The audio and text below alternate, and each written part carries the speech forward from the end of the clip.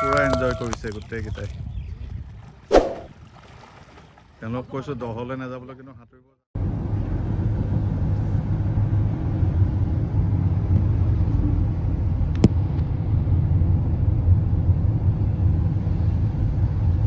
Hello' বন্ধুসকল, কেনেকুৱা আপোনালোকৰ সকলোৰে ভালেই নিশ্চয়।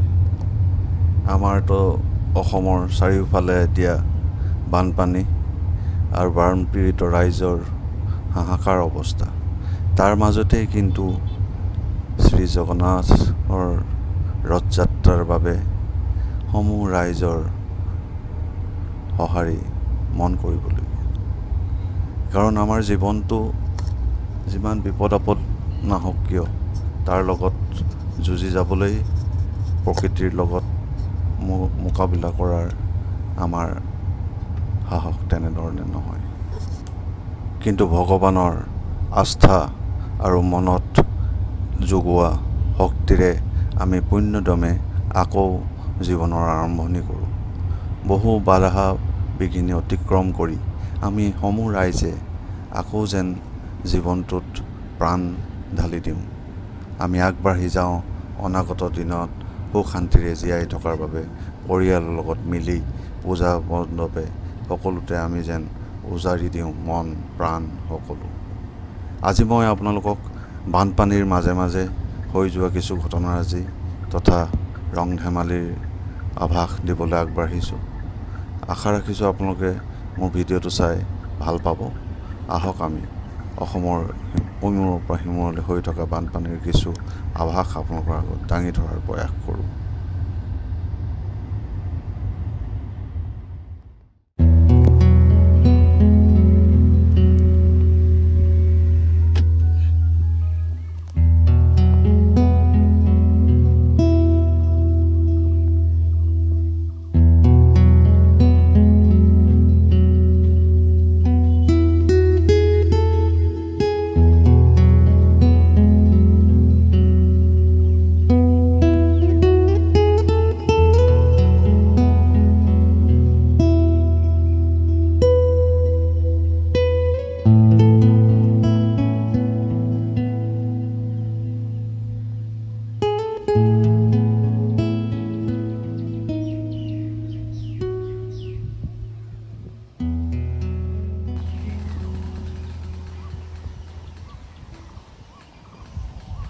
পানীত এতিয়া মানুহে ভুঁই চলাইছে, চাওক কলগছৰ ভুঁই।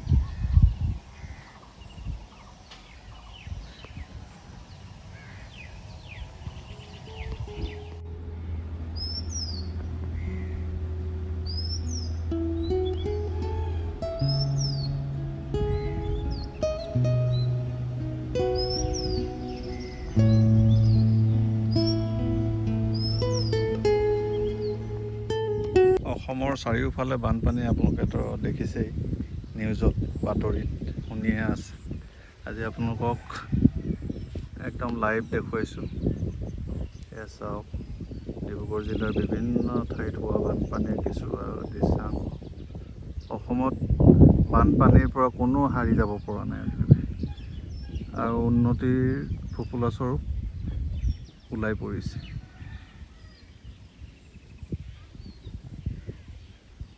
ঘৰ বাৰী সকলো পানীৰ তলত।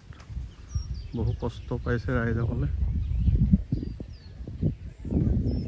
মানে এই ঘৰটো চাওক আপোনালোকে, গোটেই গাড়ীখন পানীত লাগি গাড়ীখন উলিয়াই দিব লাগিছিলে তেখেতলোকে আচলতে। তেওঁলোকে যথেষ্ট কষ্ট পাইছে বানপানীৰ দৃশ্যাংশ। এতিয়া অলপ শুকাইছে যদিও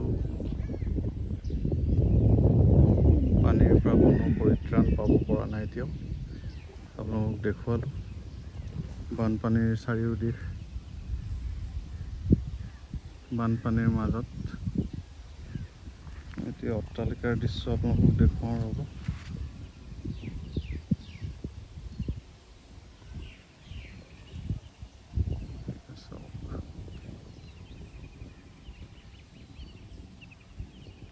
চাৰিওদিশ পানীৰে ভৰি পৰিছে।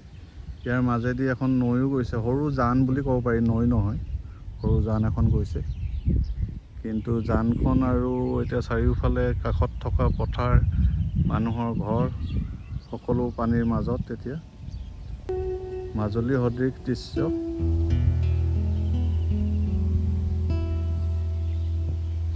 ইপাৰ সিপাৰ সমান হৈ গৈছে। চাৰিওফালে পানী। দেখুৱাই দিছোঁ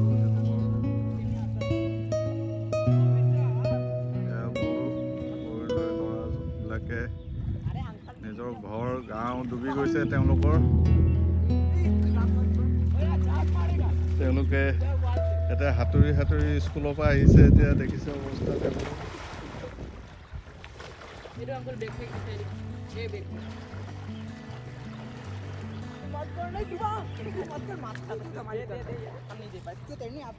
চাওক, চাৰিওফালে পানী, যিমান দূৰলৈ চাই পঠিয়াই চাৰিওফালে পানী আনিব দেখিছে। তাৰ মাজতে তেওঁলোকে পানীৰ আনন্দও লৈছে। ল'ৰাবিলাকে স্কুলৰ গৰম বন্ধত তেওঁলোকে পূৰা এনজয় কৰিছে গোটেইকেইটাই। চাওক, তেওঁলোকক কৈছোঁ দহলৈ নাযাবলৈ, কিন্তু সাঁতুৰিব জানে যেন লাগিছে গোটেইকেইটাই। সেইকাৰণে বিশেষ চিন্তাৰ কাৰণ নাই। তথাপিও চহৰীয়া জীৱনৰ ধূলিহাত হৈ গৈছে প্ৰকৃতিৰ হাতত।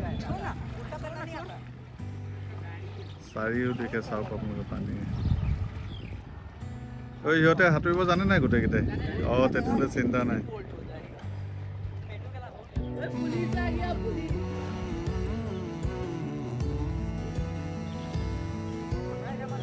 কিমান দূৰলৈ গৈছেগৈ সেইকেইটাই চব।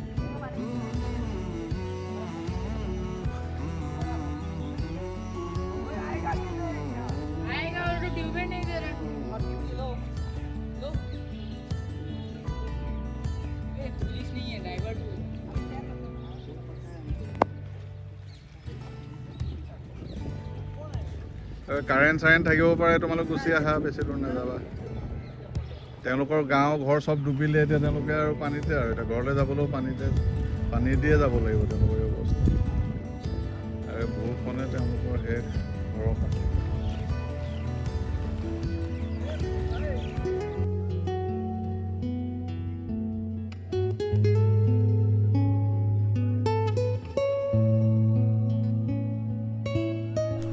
লাহে লাহে ধৰণীলৈ সন্ধ্যা নামি আহিছে। পানীও লাহে লাহে কমি আহিছে। ৰাইজে সকাহ পাইছে আৰু তেওঁলোকে দৈনন্দিন কামৰ বাবে পূৰ্ণতমে আগবাঢ়িছে। চহৰৰ জনজীৱন লাহে লাহে স্থিৰ হ'বলৈ আগবাঢ়িছে। আজি মই ভিডিঅ'টোত ডিব্ৰুগড়ৰ আশে পাশে হৈ থকা বানপানীৰ কিছু আভাস আপোনালোকৰ আগত দাঙি ধৰিলোঁ। আহক এতিয়া আমি ডিব্ৰুগড় চহৰখনৰ ধুনীয়া ৰূপটো এবাৰ পৰিৱেশন কৰোঁ আপোনালোকৰ সন্মুখত। উপভোগ কৰক মোৰ সৈতে। আকৌ এটি ভিডিঅ'ত লগ পোৱাৰ আশাৰে সকলোকে ধন্যবাদ জনাইছোঁ মোৰ ভিডিঅ'টো এইডোখৰলৈকে চোৱাৰ বাবে।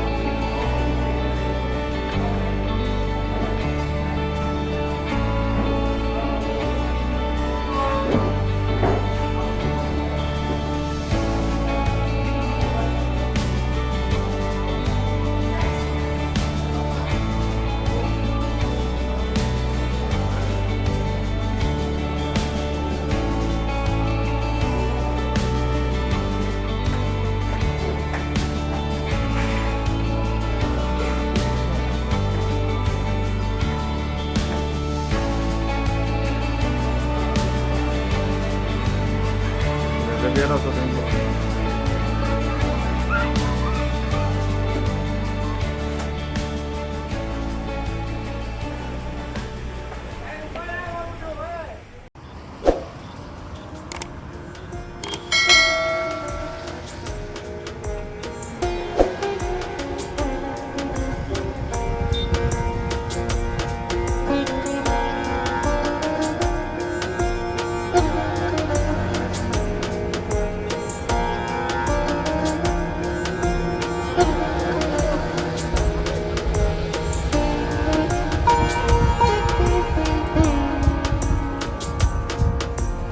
জয় জগন্নাথে আমাক সকলোকে নিশ্চয় এই বানপানীৰ পৰা পৰিত্ৰাণ দিব, এই আশাৰেই সকলোকে আজিৰ ভিডিঅ'টোৰ পৰা বিদায় মাগিছোঁ।